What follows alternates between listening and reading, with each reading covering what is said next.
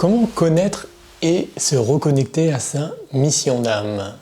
Tu t'es peut-être déjà retrouvé dans cette situation où tu pensais avoir trouvé le chemin qui te mènerait vers ton bonheur, mais que malheureusement un événement est venu tout perturber et que ça t'a fait totalement te remettre en question et te sentir totalement perdu. Aujourd'hui, je vais te montrer à travers l'histoire de Doctor Strange comment nous pouvons tous faire d'un événement tragique le point de départ de notre vie merveilleuse et pleine de bonheur dont nous pouvons tous être l'acteur. Mais avant toute chose, lançons le générique.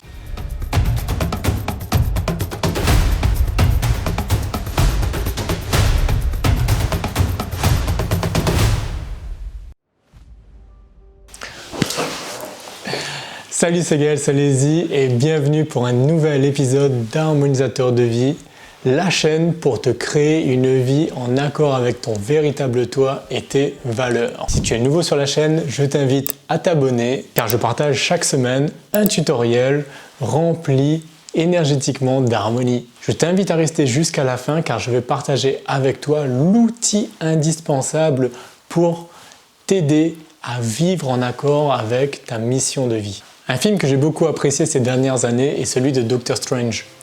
Il raconte l'histoire de Stephen Strange qui est un brillant chirurgien mais malheureusement il a un ego assez surdimensionné. C'est une personne qui est très égoïste et cynique. Il a une vie très renfermée sur lui-même et ce qui se passe c'est qu'une nuit il fait un grave accident de voiture et se retrouve avec les mains totalement abîmées. À ce moment-là, il prend conscience que sa vie de chirurgien ne risque d'être qu'un vieux souvenir parce que son outil de travail principal, il l'a perdu. Il finit alors par tomber en grosse dépression et peu à peu, il perd tous ses amis et se retrouve très rapidement totalement seul. On entend alors parler d'une personne qu'on appelle l'Ancien, qui serait un guérisseur vivant dans l'Himalaya et qui aurait la possibilité de réaliser des miracles. Il part alors à la quête de cette personne, va à sa rencontre et alors qu'il espère que cette personne va le guérir et lui permettre de retrouver son ancienne vie de chirurgien, cette personne lance Strange dans une quête initiatique dans laquelle il va apprendre à utiliser des pouvoirs occultes. Et donc à travers les différentes épreuves qu'il va avoir, il va reprendre conscience de son plein potentiel et de son véritable être et faire amendement honorable de tout ce qui a pu se passer auparavant et de vivre une nouvelle vie beaucoup plus harmonieuse. Enfin harmonieuse c'est un bien grand mot parce qu'il va quand même se retrouver à aller combattre de grands méchants. Et oui, l'histoire de Doctor Strange, c'est que c'est quand même un héros Marvel et que forcément il y a des ennemis, il va se retrouver à sauver le monde et à être un des acteurs principaux pour être le gardien de notre monde, voire de notre galaxie. Donc bien sûr des histoires basées sur ce rythme-là, de la personne qui a un événement grave qui le pousse à mener une certaine quête et se transcender, retrouver une nouvelle vie qui le permet d'être un héros, on en connaît des centaines. Je suis sûr que ton enfance a été bercée par ces personnages qui eux aussi ont toujours évolué et sont devenus de véritables héros. Nous avons tous cette idée ancrée en nous. Et la chose que peut-être parfois on ne s'avoue pas, c'est que nous tendons tous vers cette quête. Nous recherchons tous à devenir le héros de notre vie. On appelle d'ailleurs ça le principe de la quête du héros. La personne qui prend la décision au bout d'un moment de transformer sa vie et d'incarner le héros. C'est ce que nous recherchons tous. Lorsque l'on parle de se trouver sa mission de vie, de trouver la mission de son âme, c'est cette idée-là qui est inscrite en nous. C'est pour cela que ces histoires sont autant populaires. Pourquoi elles nous font réagir autant émotionnellement? Parce qu'il y a une partie de nous qui nous fait prendre conscience que c'est exactement ce que nous recherchons. Nous voulons être le héros de notre vie. Et la beauté de tout cela, c'est que cette quête héroïque, elle est unique à chacun. Nous avons tous notre mission, notre vie, notre quête personnelle qui nous attend et que nous sommes venus incarner sur cette terre. Alors bien sûr, l'idée de voir sauver le monde et d'être un super-héros avec de super pouvoirs, c'est ce qui permet de stimuler justement notre imagination et de nous faire rêver. Mais cela peut être très simple. Le plus important n'est pas ce que l'on fait et comment cela se matérialise dans le monde physique, mais quels sont justement les différents ressentis que l'on va avoir. Et c'est vraiment sur cet axe-là que je vais vous amener à travers les 6 clés que je vais partager avec vous dans cette vidéo. Alors, c'est parti pour la première. La toute première des clés que je vous invite à prendre en compte pour vous reconnecter à votre mission d'âme, c'est de sortir de votre routine habituelle et de commencer à explorer le monde. Si on reprend le cas de Doctor Strange, on se rend compte que sa quête commence réellement au moment où il est dans la zone d'inconfort la plus totale. Il est dans l'Himalaya qui est un lieu qu'il ne connaît pas du tout. Il se retrouve dans un milieu qui est à l'opposé de tout le luxe et le confort auquel il est habitué. Et pour couronner le tout, dans le film, on voit qu'il perd la montre qui représente tout l'argent, la richesse qu'il pouvait avoir au niveau matériel. Il se retrouve totalement nu. Et c'est un peu dans cette zone d'inconfort que généralement arrive la reconnexion, et c'est de s'habituer justement à se mettre dans cette zone d'inconfort que je vous invite à faire.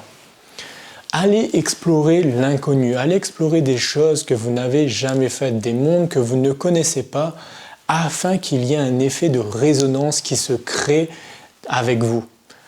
Forcément, aujourd'hui, peut-être que vous ignorez quel est votre chemin de vie, tout simplement parce que vous n'avez pas eu l'élément qui peut déclencher en vous la reconnexion. Sachez que le monde qui est autour de nous n'est qu'un miroir. Celui-ci n'a que pour rôle de faire déclencher en vous des émotions pour que vous puissiez justement vous reconnecter à cela. Alors certes, vous allez vous retrouver dans l'inconfort, mais vous allez surtout aussi découvrir de nouvelles choses, des choses auxquelles vous n'aviez jamais accès auparavant. C'est peut-être ces nouvelles informations, ces nouvelles données qui vont vous permettre justement de comprendre un peu mieux ce qu'est votre véritable mission d'âme. Mais si vous n'allez pas justement vers l'élément qui va déclencher cette reconnexion, vous resterez alors dans l'inconnu et dans le flou. Le deuxième point que je souhaite partager avec vous, c'est de se reconnecter à son intuition grâce à l'inconfort. En effet, le fait de se retrouver dans son inconfort, généralement votre mental va totalement perdre les pédales et ne va plus pouvoir comprendre ce qui se passe. Au bout d'un moment, il va finir par s'essouffler. Certes, au départ, quand on se retrouve dans l'inconfort, notre mental, il est affolé, il est en train de dire « Non mais attention, m'aider, attention, alerte générale, c'est des risques les plus hauts que tu es en train de prendre. » Et il va tenter de vous empêcher d'y aller. Votre mental, certes, il souhaite votre survie, il souhaite votre sécurité. Forcément, si vous êtes dans l'inconnu, vous êtes dans l'inconfort, les risques sont plus élevés et votre pouvoir de sécurité diminue. Mais ça, c'est selon ce que vous dit votre mental. Votre intuition qui vous a poussé justement à aller vers cet inconfort, lui connaît que se trouve là-bas un véritable trésor auquel vous allez pouvoir enfin avoir accès. Mais si vous écoutez le mental et vous écoutez ses peurs, vous n'y arriverez jamais. L'idée, c'est que généralement, lorsque vous allez aller dans cette zone d'inconfort, il y a un moment où vous allez ressentir comme une petite voix à l'intérieur, comme si quelque chose qui vous dit « Si, vas-y, continue, persévère, c'est exactement ce que tu souhaites faire ». Si je reprends le cas de Doctor Strange, Comme je vous l'ai dit, c'est exactement au moment où il avait l'impression qu'il allait abandonner, que c'était perdu d'avance, qu'il finit par rencontrer l'ancien et qu'il a accès alors à toute la connaissance qui va lui permettre de devenir le héros qu'il est. C'est lorsque vous vous retrouvez justement dans cet inconfort que vous êtes le plus apte à entendre cette petite voix à l'intérieur de vous qui va venir vous parler et vous dire « Maintenant, est-ce que tu peux m'entendre ?» Cette voix vous parle lorsque vous vous retrouvez dans une phase où vous vous dites « Je ne sais plus quoi faire et je suis perdu ». C'est à ce moment-là que votre mental, en gros, il lâche. C'est comme s'il abandonne et qu'il disparaît. Et qu'il laisse place alors à votre âme pour qu'elle communique avec vous. Uniquement à ce moment-là, vous allez pouvoir entendre ce que votre instinct, votre intuition va vous dire. Et c'est en vous mettant justement dans cette zone d'inconfort. Troisième point est de s'autoriser à multiplier les expériences. En effet, parfois, comme je le disais plus tôt, vous n'avez pas accès à certaines informations. Ce qui a pu se faire, c'est que vous êtes mis déjà dans une zone d'inconfort, vous êtes parti chercher de nouvelles choses et vous n'avez rien trouvé. Mais l'idée, ce n'est pas d'abandonner dès le premier essai. Forcément, peut-être que vous avez besoin d'avoir de nombreuses informations et de les rassembler afin d'avoir justement la connaissance suffisante pour pouvoir vous reconnecter à votre mission de vie. Voyez cela comme un peu un puzzle. Aujourd'hui, vous détenez uniquement une seule pièce de ce puzzle et qu'il va falloir que vous alliez collecter toutes les autres pièces. Chaque exploration va vous permettre d'obtenir une pièce. Parfois, il vous faudra beaucoup plus de temps pour aller les collecter tous. Parfois, elles se retrouvent tous au même endroit ou parfois, elles sont dans différentes situations. L'idée, c'est vraiment que vous puissiez vous dire que quoi que vous fassiez, la vie mettra les guides nécessaires pour vous amener vers cela. Le seul moment où vous pouvez être sûr de ne pas trouver de pièces de puzzle, c'est lorsque vous ne faites rien. Lorsque vous décidez de tout simplement ruminer votre mental en vous restant sur place comme cela, à vous poser la question « Qu'est-ce que je dois faire de ma vie ? Qu'est-ce que je dois faire de ma vie ? Qu'est-ce que je dois faire de ma vie ?» sans mettre aucune action en place. L'idée, quand je parle de multiplier les expériences, c'est d'être dans le mouvement, c'est d'être dans le rythme de la vie, c'est de tout simplement bouger, être en mouvement. Du moment que vous serez en mouvement, vous créerez alors à nouveau une dynamique qui vous permettra de rencontrer les différentes personnes ou d'aller dans les différents lieux qui vont vous donner les informations dont vous avez besoin. Soyez dans l'action. Qu'importe ce que vous faites, ayez confiance qu'à chaque fois, vous obtiendrez quelque chose de bénéfique. Toute expérience vous amène un fruit qui vous reconnecte de plus en plus à votre mission d'âme. Le quatrième point, il est d'oublier totalement l'idée de la mission d'âme. Beaucoup de personnes pensent qu'il n'y a uniquement qu'une seule mission et que celle-ci doit être faite d'une certaine manière. Ce que vous devez comprendre, c'est que l'idée, réellement, moi je le vois comme une énergie qui doit être insufflée à l'intérieur de vous et qui doit s'exprimer. La manière à travers laquelle celle-ci doit s'exprimer, vous en avez la totale liberté. Qu'importe ce que vous allez faire de cette énergie, c'est du moment qu'elle est exprimée. Cette énergie, c'est votre pouvoir divin. Chaque personne a la possibilité et est venue incarner quelque chose sur cette terre. Sauf que personne au monde ne sait sous quelle forme cela se fera. Même pas vous. La seule chose que vous savez, c'est que vous devez suivre cette énergie-là, vous mettre dans le flot de cette énergie et vous laisser guider par elle. Et ce qui en découlera sera alors le fruit de votre mission, tout simplement. Mais sortez vraiment de vous dire que vous devez connaître quelle est la forme que cela prendra. Peut-être que vous devez juste partager une idée, exprimer quelque chose, partager une certaine connaissance. Mais comment est-ce que vous allez le faire? Libre à vous. Regardez aujourd'hui une personne qui avait comme mission de vie, il y a 200 ans, on lui disait tu vas devoir partager une certaine connaissance. Comment elle va le faire? Elle va écrire un livre. Aujourd'hui avec Internet, cette forme est totalement différente. La mission est la même, mais la forme est totalement différente. Elle se fait à travers des vidéos, à travers des audios, à travers des livres aussi ou à travers un site, un blog. La forme peut prendre de multiples possibilités. Ne vous restreignez pas. Gardez juste en tête ce que vous avez à l'intuition, ce qu'elle vous dit, ce que vous voulez faire. Il n'existe pas de bonne voie ou de mauvaise voie. Il existe celle que vous décidez, vous, de suivre. Et ce sera forcément la bonne. Ayez confiance en vous là-dessus. La cinquième clé que je souhaite partager avec vous, c'est de réfléchir avec son cœur et non avec son mental. Je pars vraiment du constat que pour moi le mental il est limité. Le mental ne peut se baser uniquement que sur ce qu'il connaît. Sauf qu'il faut garder en tête qu'on ignore ce qu'on ne sait pas. C'est-à-dire que lorsque vous regardez vraiment toutes les connaissances que vous avez actuellement, il existe encore une infinité de choses dont vous ne savez même pas l'existence.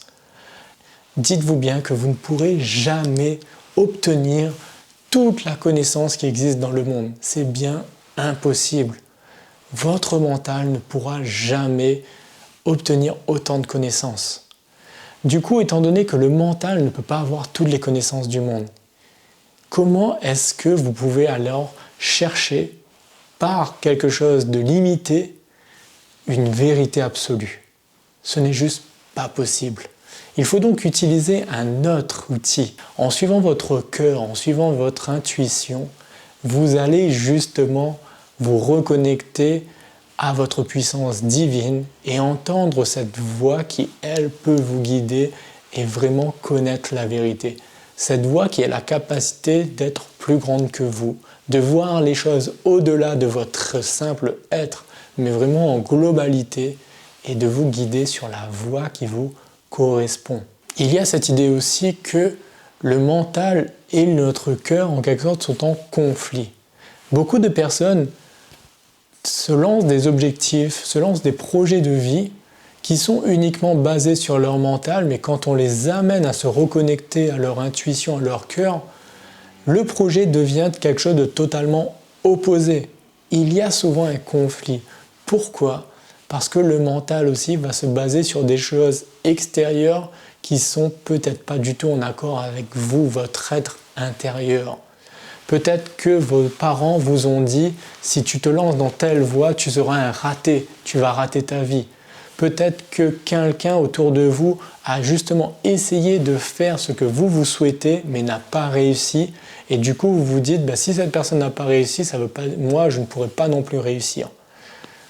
À nouveau, vous ne savez pas comment peuvent se faire les choses. Et votre mental va parfois vous mettre de nombreux bâtons dans les roues. Alors apprenez à vous déconnecter de lui et à être beaucoup plus en phase avec votre intuition. La sixième clé justement va vous permettre d'écouter un peu plus votre cœur et vous reconnecter à votre intuition. L'idée, c'est que je vais vous aider aujourd'hui à réapprivoiser vos émotions. Comment est-ce que cela se fait? C'est de cesser de fuir vos émotions. Prenez conscience que vos émotions sont des amis. Elles peuvent justement être une forme de langage à travers lequel justement votre intuition, votre cœur va s'exprimer avec vous.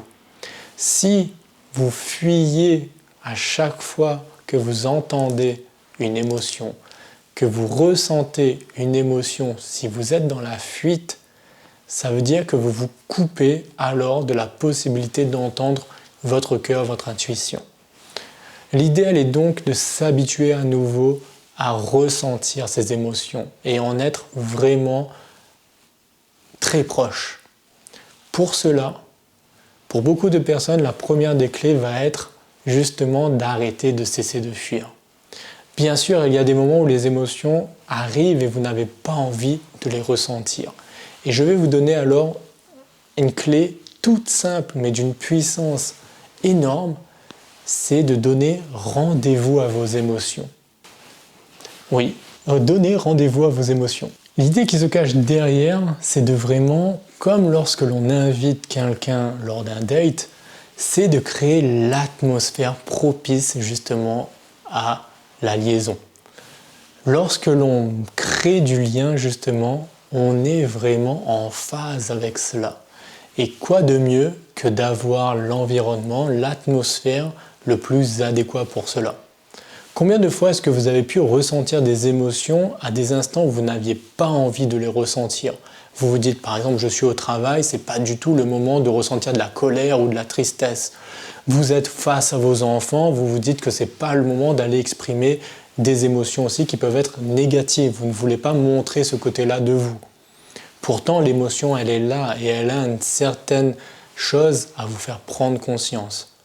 Si vous la rejetez et que vous ne l'écoutez pas, vous perdez alors la capacité d'avoir le message que veut vous transmettre votre âme à ce moment-là. Sauf, c'est pour cela qu'il est important parfois de juste dire à l'émotion, ce n'est pas encore le moment, je n'ai pas là, je ne suis pas dans les capacités de pouvoir t'écouter, je te donne rendez-vous vendredi à 15h. Et vous verrez que comme par magie, l'émotion va peut-être baisser en intensité et que le vendredi à 15h, l'émotion va vraiment revenir. Vous avez la possibilité de contrôler justement les différentes émotions, d'aller discuter avec votre âme quand vous vous sentez le mieux. Vous n'êtes pas obligé de subir les différents messages. Avec ce cheminement, vous verrez que vous en apprendrez beaucoup plus sur vos émotions et que vous allez même devenir quelqu'un qui devient fan de ces émotions, qui arrête de les rejeter, mais au contraire qui est heureux d'en vivre autant, d'avoir une panoplie d'émotions qui est très variée et de vivre justement en accord avec elles. Donc voilà ce qui conclut ce tutoriel du jour. Si tu l'as apprécié, je t'invite vraiment à mettre un pouce bleu et un commentaire, ça fait toujours plaisir. Je t'invite aussi à me dire en commentaire, parmi les 6 clés que j'ai partagées, laquelle pour toi est la plus importante. Si tu devais t'en rappeler qu'une seule, laquelle de ces 6 clés est-ce que cela serait? Je t'invite aussi à t'abonner à la chaîne pour t'assurer de recevoir le prochain tutoriel que je mettrai dès la semaine prochaine. D'ici là, je t'invite à vraiment prendre soin de toi, à vivre cette vie en accord avec toi et surtout, ne va jamais à l'encontre de ce que dit ton cœur. Prends soin de toi, à très très vite. Bye bye.